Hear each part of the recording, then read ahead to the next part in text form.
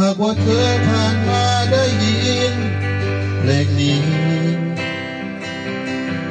คาดว่าเธอก็คงรู้ดีว่าเป็นฉันมอบให้เธอคนเดียวอาจไม่เกี่ยวแต่สัมพันธ์เพราะฉันนั้นอยากให้เธอได้ฟังที่เฝ้าแต่โทรไปหาเธอเรื่อยก็ยอมก็ใจชอบเธอไม่เบาแต่ใจเจ้ากลับไม่รู้เลยว่าเธอไม่ชอบเรา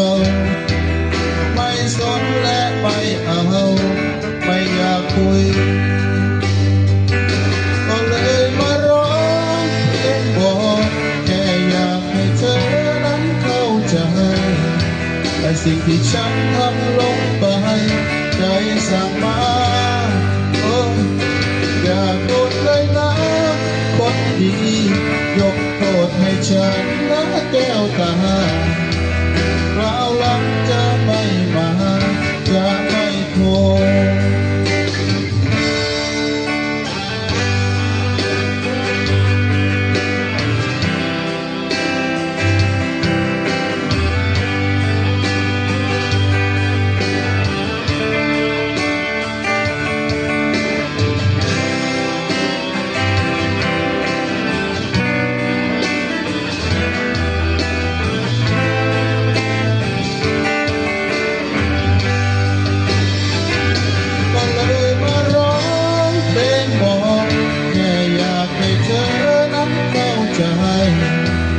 สิ่งที่ฉันทำลงไป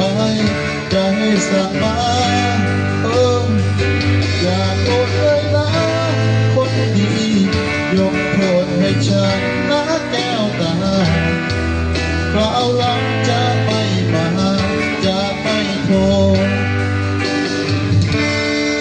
และสุดท้ายที่ไหนหัวใจมันรักรออยากจะมองหน้าเธออีกสักทีก่อนจะลาเธอไป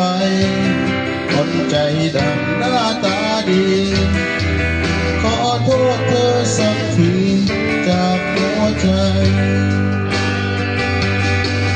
แต่มีหนึ่งคำที่ยังค้างข้างใน